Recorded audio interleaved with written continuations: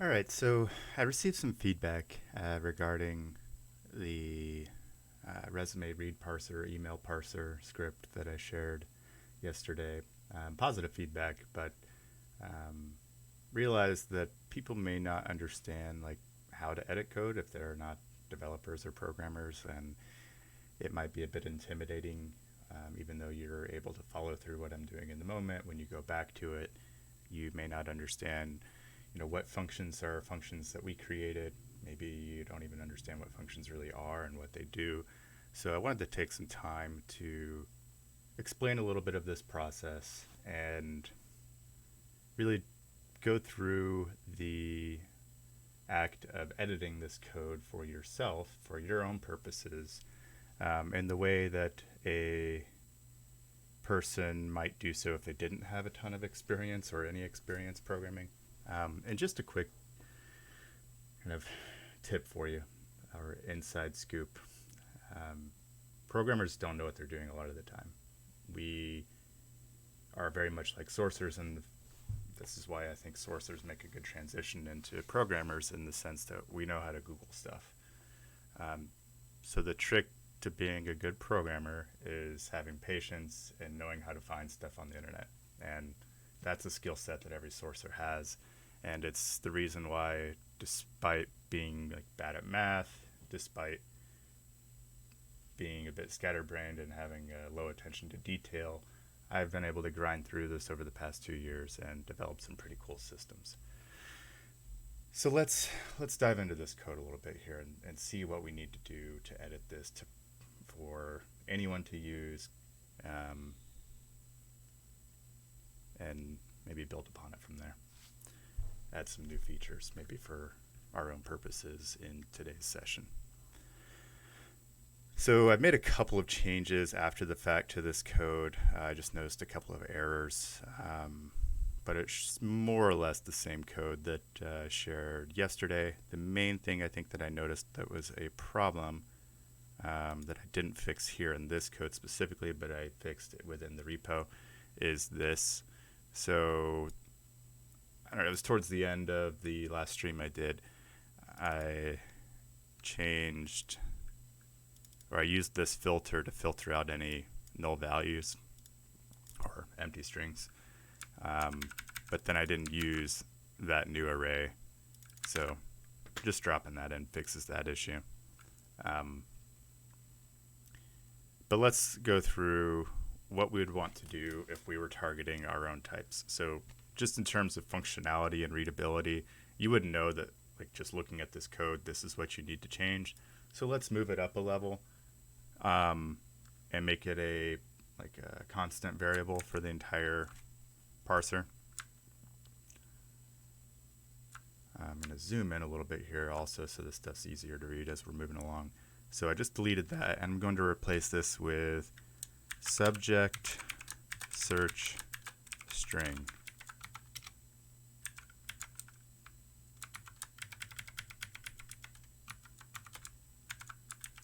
Okay, and then we're just going to go, all the way up to the top, and we'll create a new variable at the top of this script and call it subject search string. So now all you have to do as a user, whenever you want to change what your target subject is change this variable at the very top, which is, these are the variables you need to be changing anyway. So like, this is the name of your sheet that you're targeting, so you need to change that for your own purposes. This is your sheet ID, which is this up here, and so you need to change that for your own purposes as well. But there's some other stuff too, right? So maybe we don't need to just target a subject, right? Maybe I want to target a subject and a group of emails that I know this is going to come from. There's a couple ways we can do that. We can put these emails in here, like we can create an array of target emails that we want to pull from, but for a developer that makes sense, like for a developer who's just developing something for themselves that they're going to use. But if you're building something that you're going to share with other team members, you want those team members to be able to edit these things. And so maybe, well, there's a couple of things here. We may not even want this to be here, right? Like maybe we want to put this somewhere else so that we can edit it within the sheet itself. I think we want to do the same thing for target email addresses. So what we'll do is let's just create a new sheet, and we'll just name it target emails. And so here then we can specify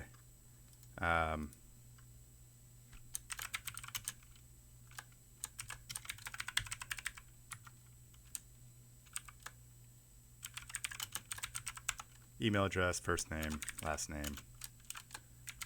You may not even need these things beyond email address, but I'm just throwing them in there. And I'm going to use my personal email. Okay. And so then what we could do here is go and let's create a function. And this function is just going to basically go into this sheet and grab the email addresses from it and return it for us so that we can use it when we are validating if the email is the type of email that we want, meaning it's from a certain group of senders and it contains the email subject stuff that we want. So here we say function get target emails. Oops.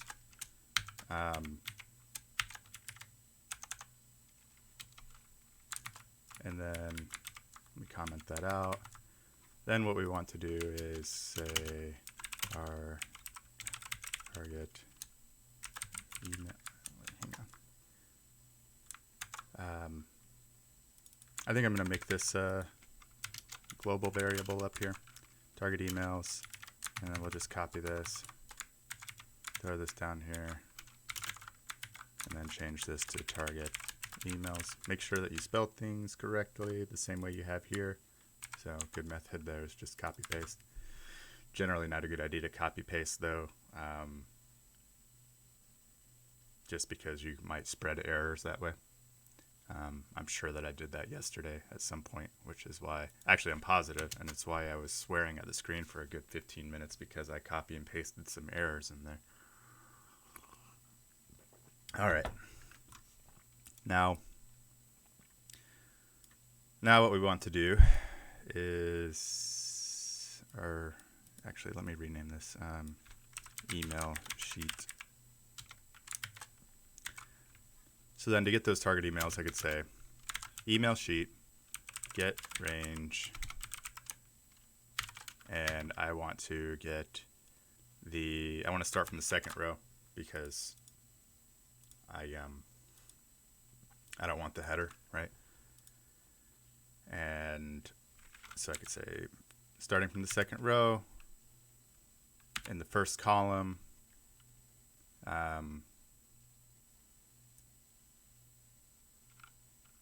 go to, let's use this function, and we're going to look it up actually, just so you'll have reference to it in the future. Get last row and get last column, and we'll explain what this does.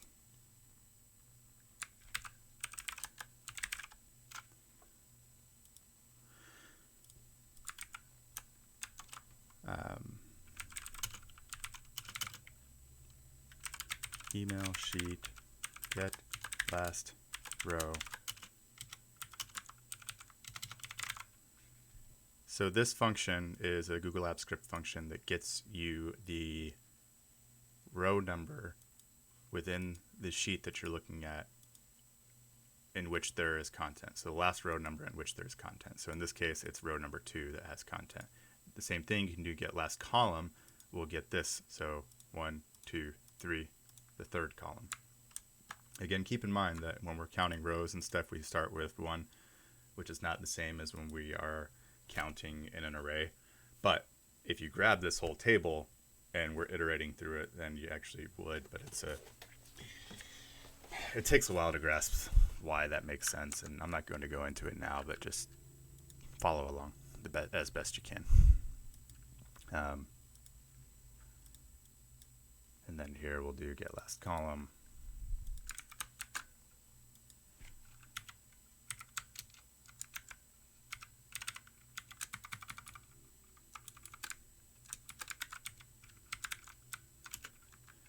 So I'm doing some copy paste stuff, and you really shouldn't do that. I'm just trying to move along here quickly.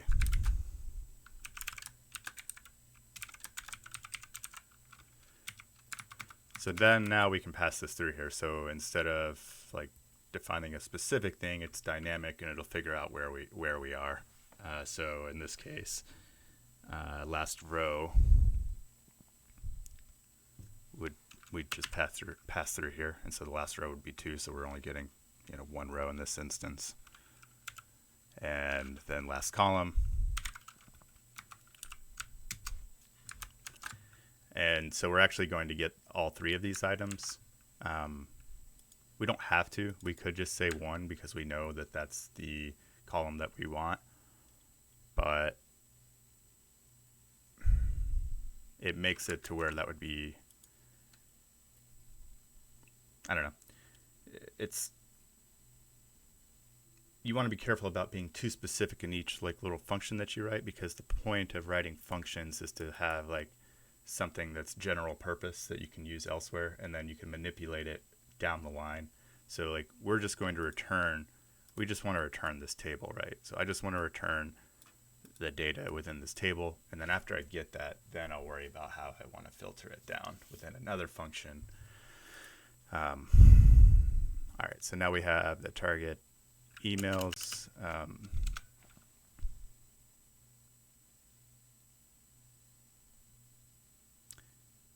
And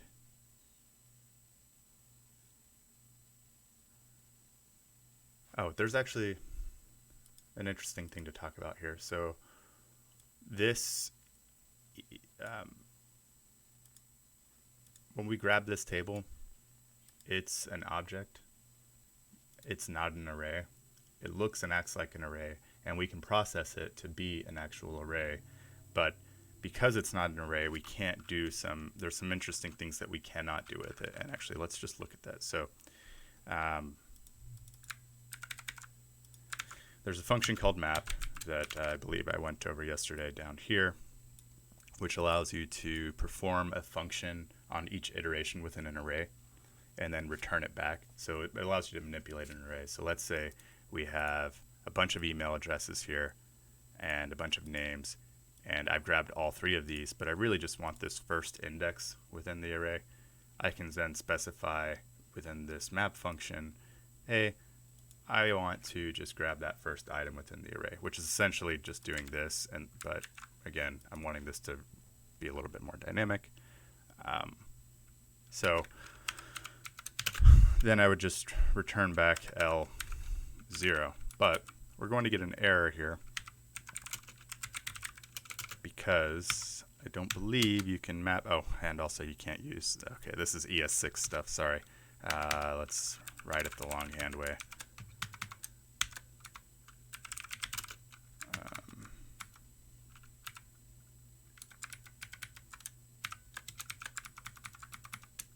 All right, there we go. And then we're going to log this, so logger log. So within Google Apps Script, it's logger log. Within your standard browser console, it would be console log. And then log emails. So let's test this out and see what happens. It should fail.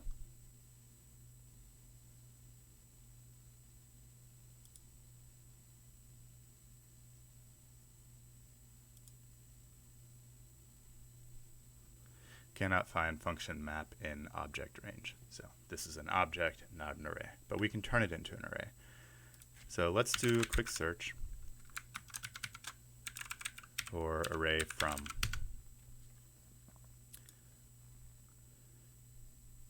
Creates a new shallow copied array instance from an array like object literal. or iterable object, sorry. But I believe this is this ES6 thing? Might be. Let's look at the compatibility specification. Yeah, so it's EMCA 2015, which means we cannot use it within Google Apps Script. It's just not supported. But we can write a function to essentially do the same thing, because you can iterate through this object with a traditional for loop. And so we will just write a function to do that. And I already have a function written to do that, so I'm going to just grab it here. But I'm going to explain what it does. So I'm going to drop this in here, and this function is just called R.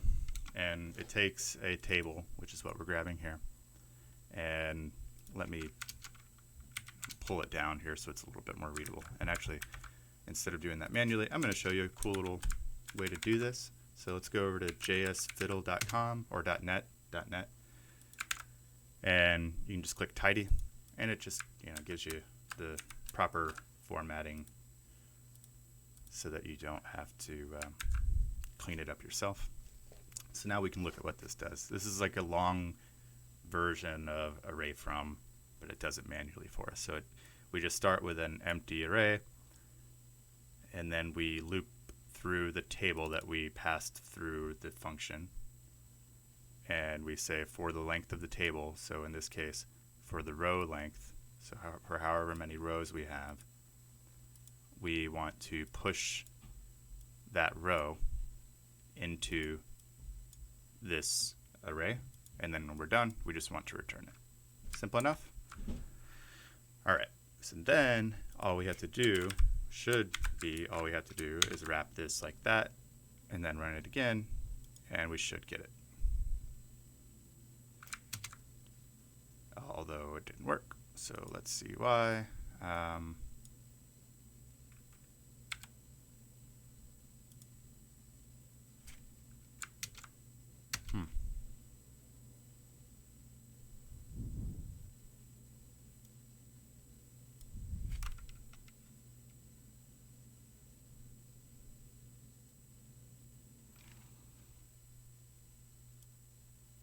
Let's log this and see what we get.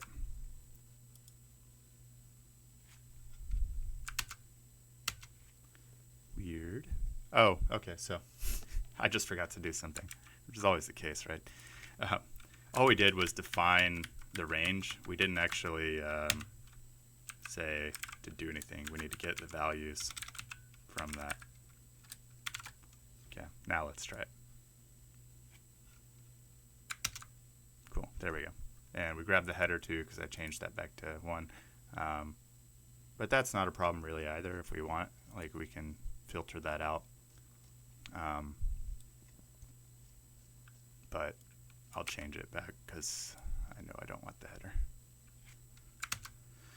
Cool, so there we go. Then we have our little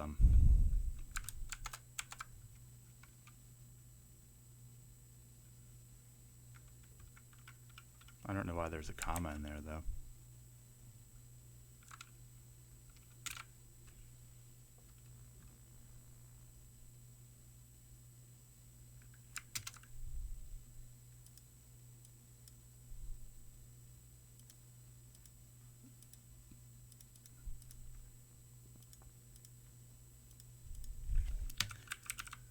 Let me run this one more time and see what's going on. It's acting like it's getting an empty.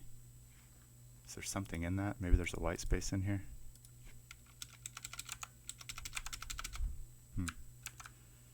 Let's try filtering down after the fact. So we'll write this little filter, pass the generic function through it, return L.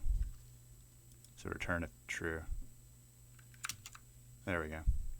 There's some junk data somewhere in this. That's strange.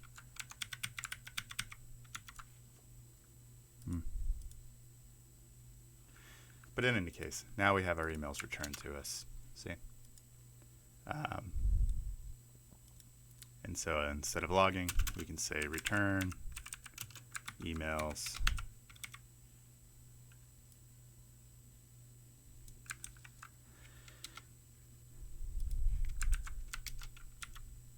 And now we have our emails that we can pass through. I'm going to go ahead and uncomment this because I'm not going to mess with this right now, but we will make this editable somewhere else in the future. But let's go down here then and work with this function. So down here in the parse candidate submissions function, which is where we're doing the bulk of our work, we are saying, well, first we're saying get email threads by subject, which is up here.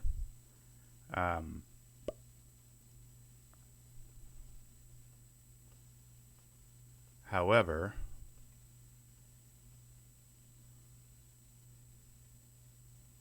we, I think, want to specify not just subject, but sender. So let's just change it. And sender, I mean, we don't have to add that name change, but I like my functions to more or less do what they say. Subject search string and sender array.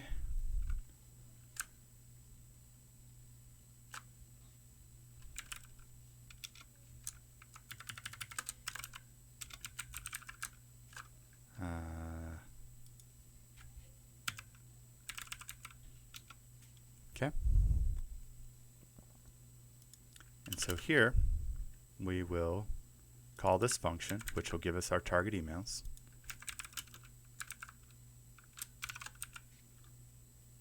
And we're going to give it this variable name that we're going to pass through. And so the first thing that will happen when we run this function is it will actually run this function and get the target emails that we're after.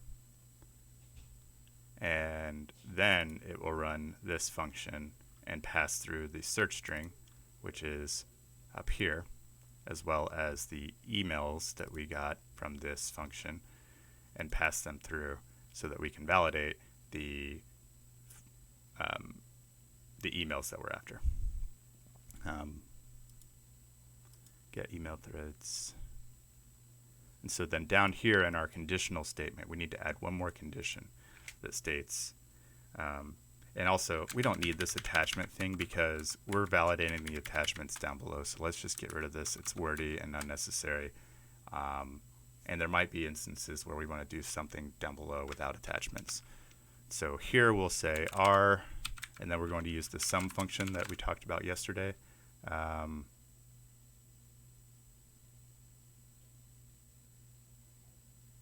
And let me move this down. And also let's go look up the sum function and reference it. Oop.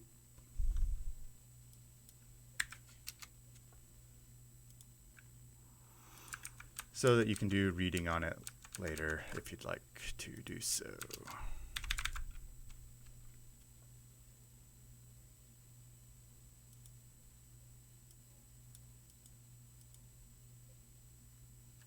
Then we just pass a generic function through here, and we'll say L, and then we'll say return,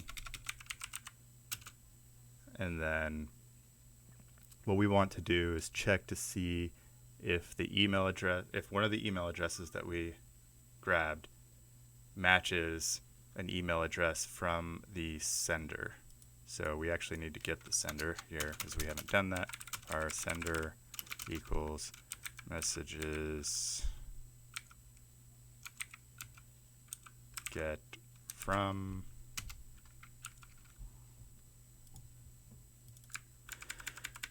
Now, the sender is this, I believe, may be an object. I don't know. But in any case, it's not just going to be a straight email address. It'll oftentimes have a name in front of it. And so we can't just do like a one-to-one match, like email to email. And so we'll just use a regular expression though.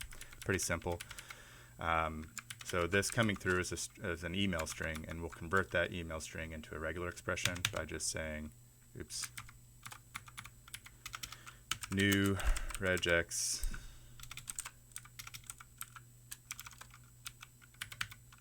and then pass L through it, and then we're going to make it case insensitive. And I'll reference this too so that you can do some reading on it if you'd like.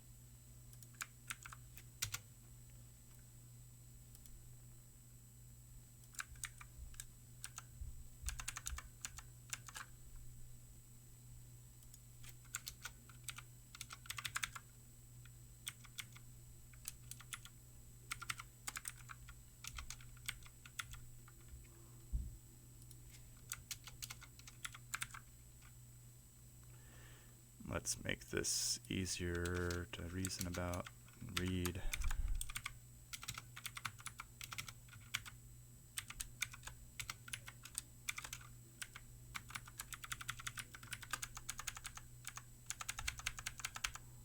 There we go.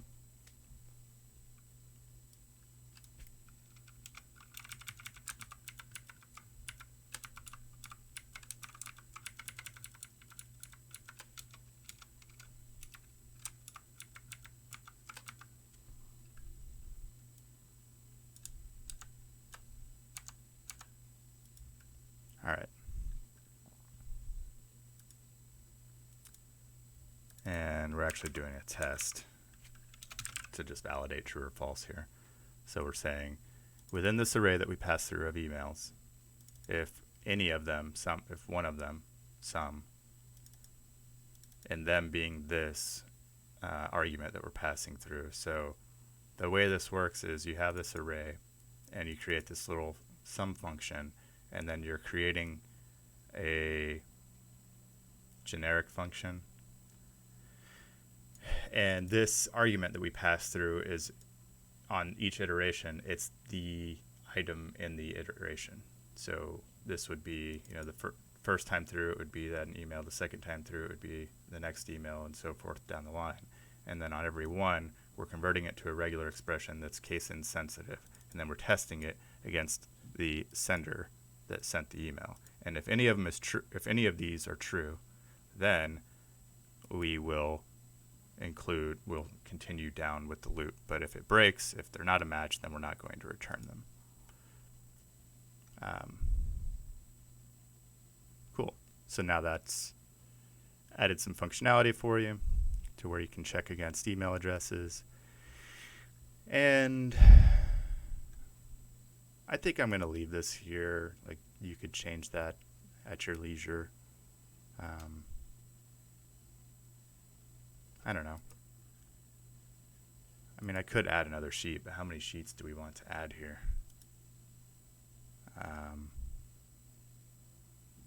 I mean, we could create little different projects and stuff, but I don't know. I guess I could give it some thought.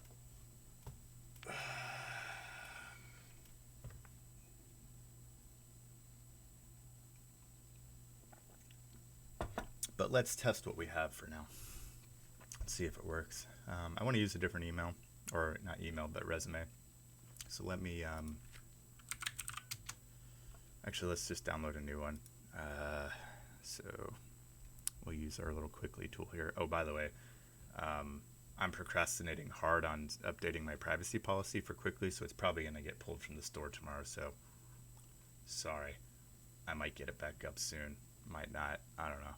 But if you lose it for whatever reason and really want it, just email me and I'll send you the base code that you can sideload. All right. He doesn't have a phone number. Let's see if somebody else on the team has one.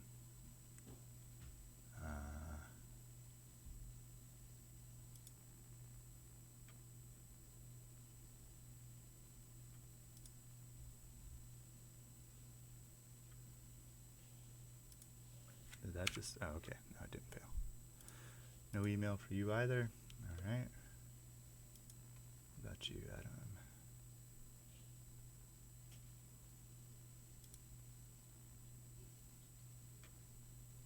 There we go.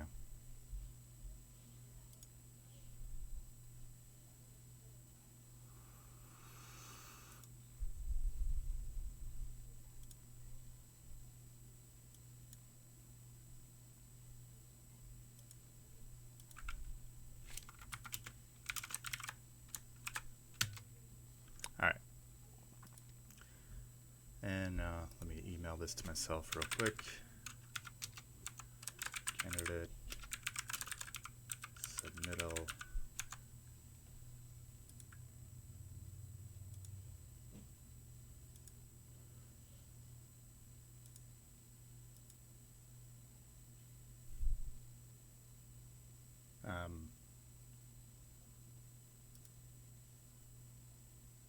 Let's play around with this a little bit.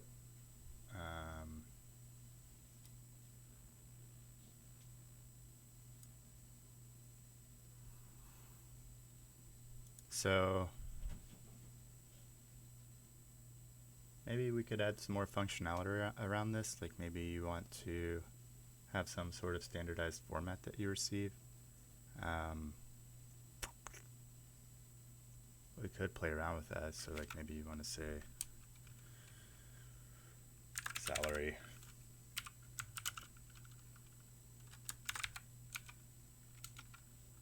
What kind of salary do you want? Adam, let's say Adam needs $250,000 to make a move. Let's say 250K.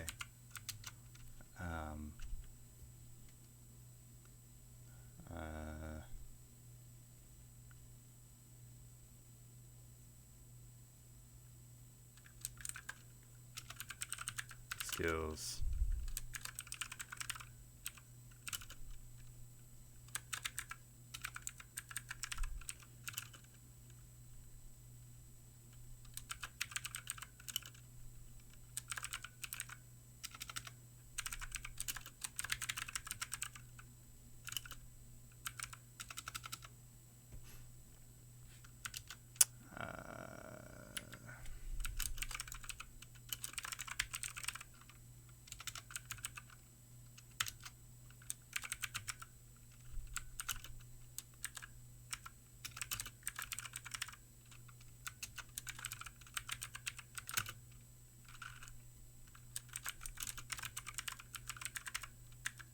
All right, so sending this over.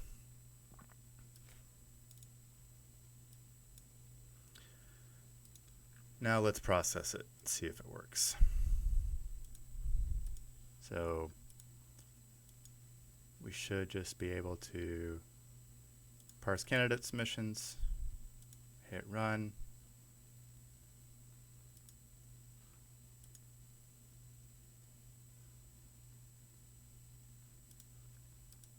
And if nothing fails, it will pop him in here.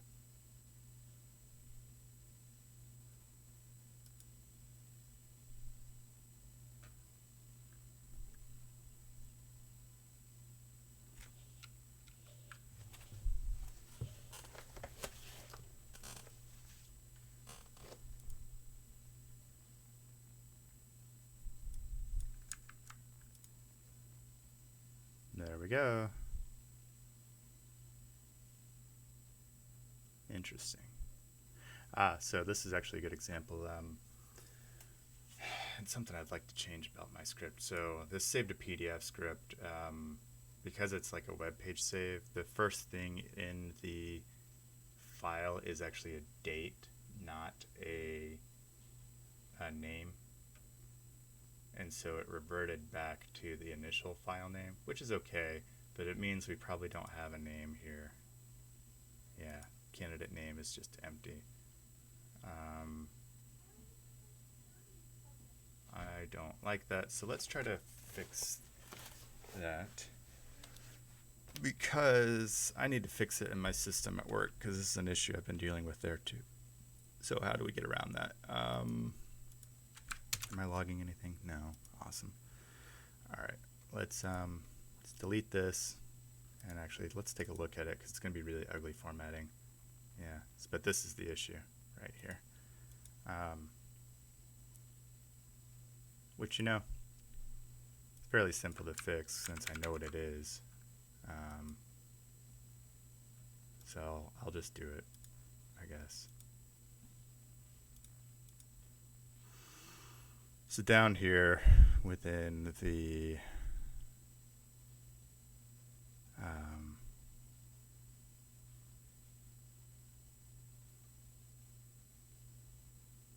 body text,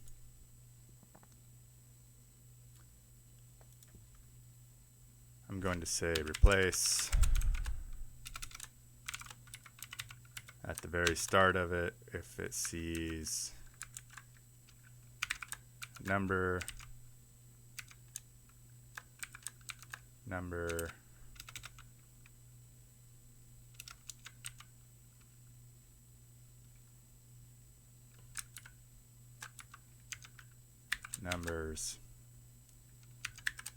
and then any white spaces after that, remove all that stuff. And then let's delete this row, and then mark this as unread, and we'll run it again and see if it runs properly.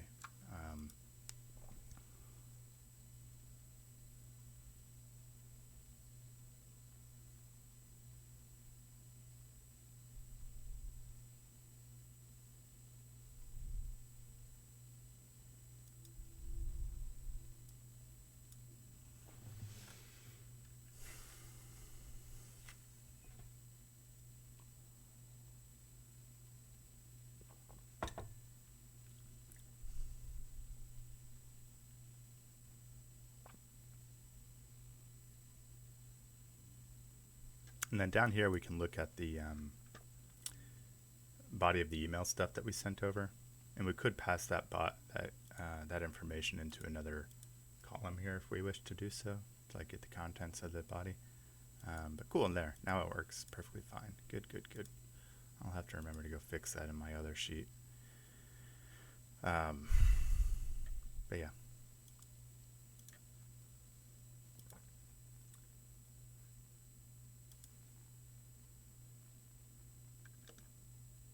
Now we have that file.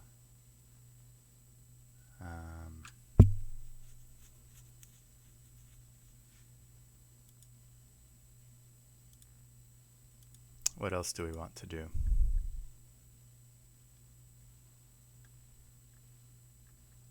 I mean, as this stands now, you should be able to run through it, but without any issues.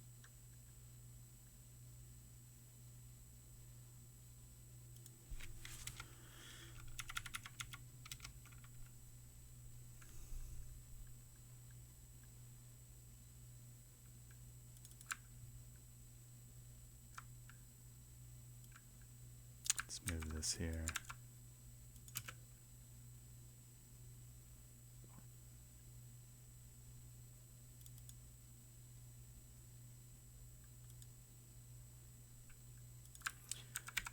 Well, yeah, let's grab the documentation for all these things and link it over.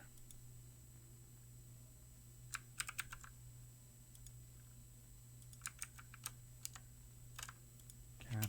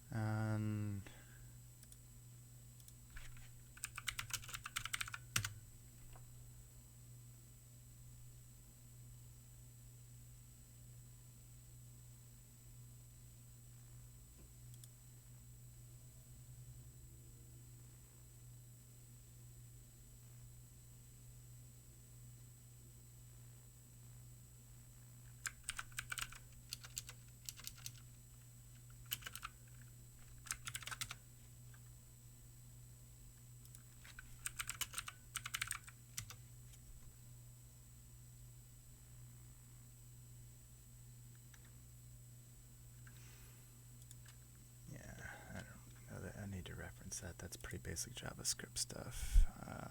We can look at array methods push. That might not be something that you'll see.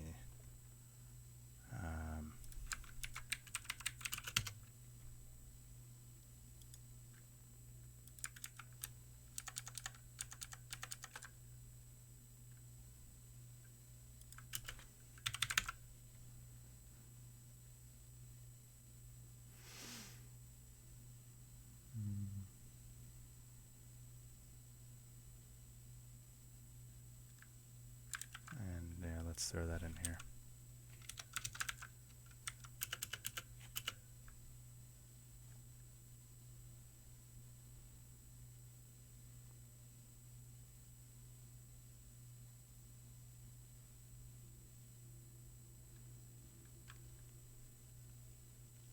Okay. So one of the things that I don't like about this is the pseudo array that I've dropped this stuff in. I mean, it's perfectly fine, but if you're going to grab this stuff, then you can't just click this link. You've got to like copy it, which is like not ideal. But I really just don't know a better method around it. I feel like I just need to keep it like this because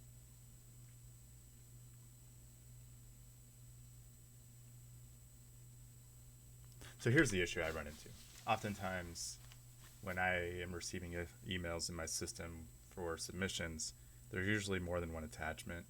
If for no other reason than people have like stuff in their signature that ends up getting it being pushed over as like a PNG attachment, which is fine because we can filter that out. However, I myself usually have to send 2 attachments when I make a submission because we have an assessment, and I send that assessment over with the submission, and I can't even validate saying like, well, if this file has an email address and this one doesn't, the one with the email address is the resume because the assessment has the email address in it. And so for me personally, within my use case, there was not a clean method for identifying, is this a resume or is it something else? So that's the reason why I built it like this. So I guess I'm just going to keep it that way, but it is less than ideal.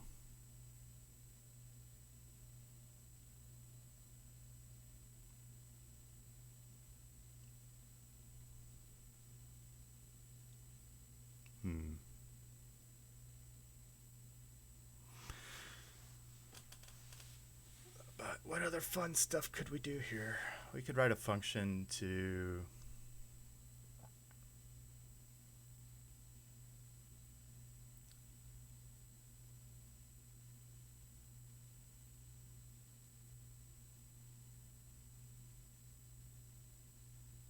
search for resumes by email address, and then automatically email that resume to someone.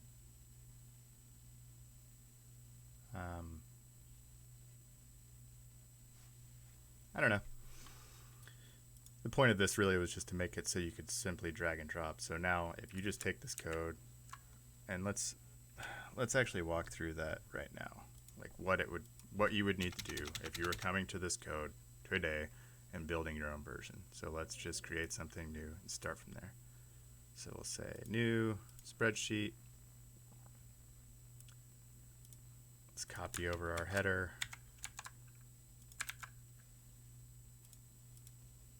Go and freeze the row. And let's copy the script. So in your case, the script is going to be housed. And let me go ahead and move it.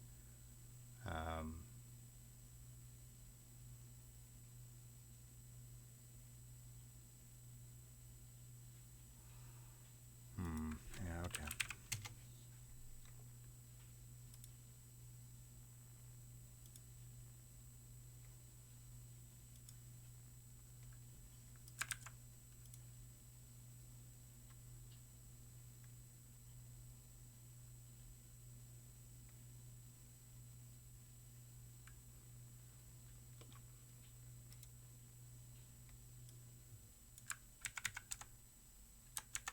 This is going to just be version 2. And this is actually a GS file, not a JavaScript file, so I should be naming it accordingly.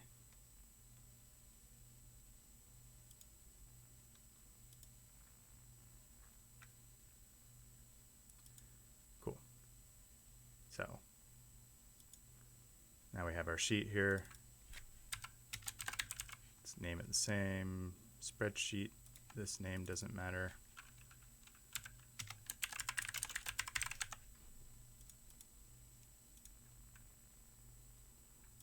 we just paste, we just paste our code like this, hit save, test sheet.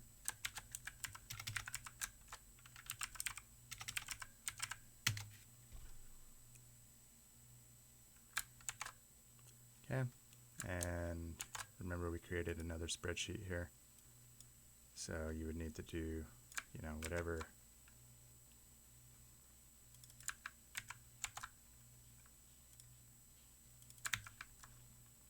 whatever email addresses you have, you'd throw in here that you want to target.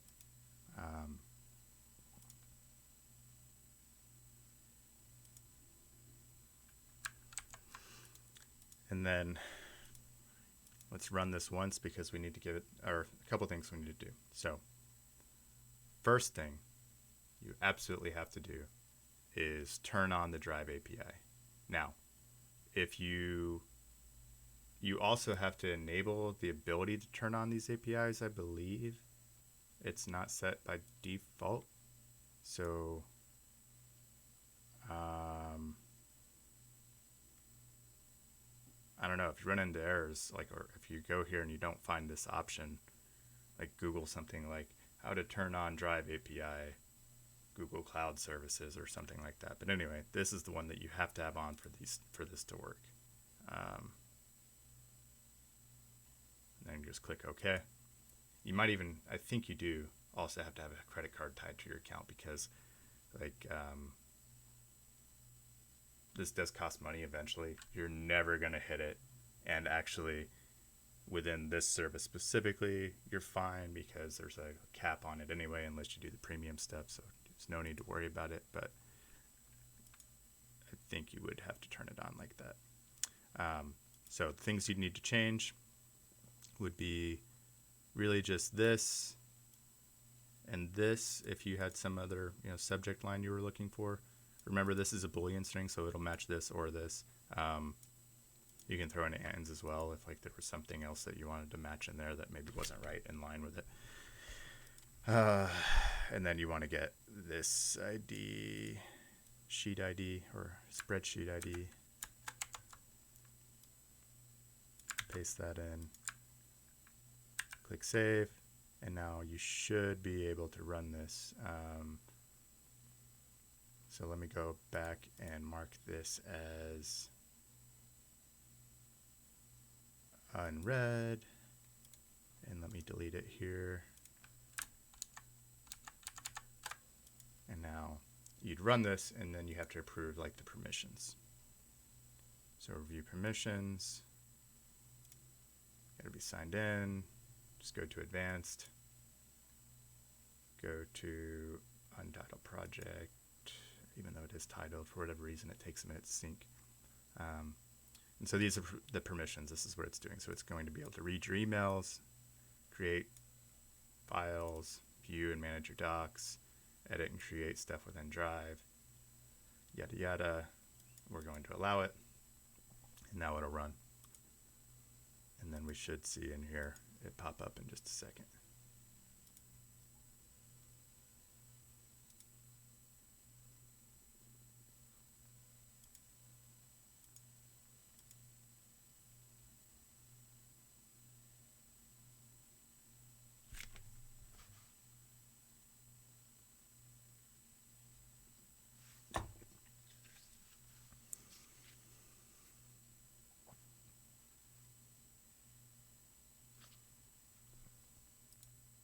So there we go. Worked perfectly fine, no issues. And then so if you've got a team that you're receiving emails from, you just drop them all in here. And if there was some other subject that you'd want to put it in here. The way I use it in my system is I actually just look for a requisition number within the subject, coming from a group of people specifically. And so if it matches, if the subject has the requisition number and it has an attachment and it's from a group of individuals on my team, then I process it, and it does some other stuff in there too, like a lot more actually, but you can get pretty complex with this stuff. But this is a good starter. It's good starter code to work with.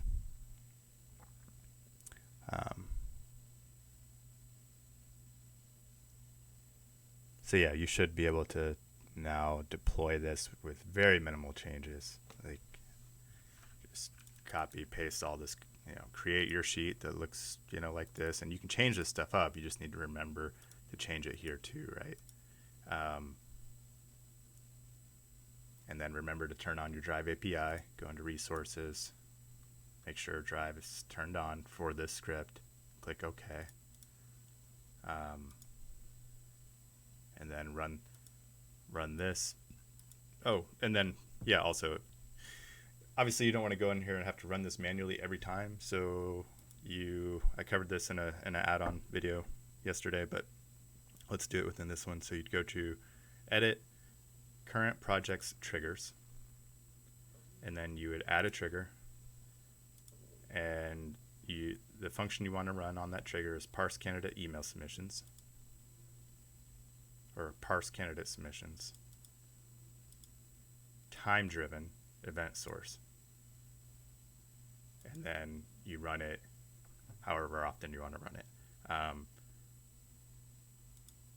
Let's do hour timer, and we could run it like every 4 hours, right? And then we just click save. And now that's turned on. And it'll run every 4 hours. It'll run, and if it finds a match, it'll do the stuff. And so basically you could just look in here, and you would see periodically your stuff added, and then you could go into your Drive folder where it was referenced, etc. All right, well, hopefully that makes this easier for you to deploy for your own usages. And if you have anything that you'd like to build on top of this, or like you have some ideas for creating something of your own and you need some help, feel free to reach out. I'll probably help you if it's pretty minimal and takes me less than an hour. I'll probably do it for free. But if you want something big, like I built for my team, it took a while. So, but we could chat about it. Happy to help if I have the time. But anyway, later.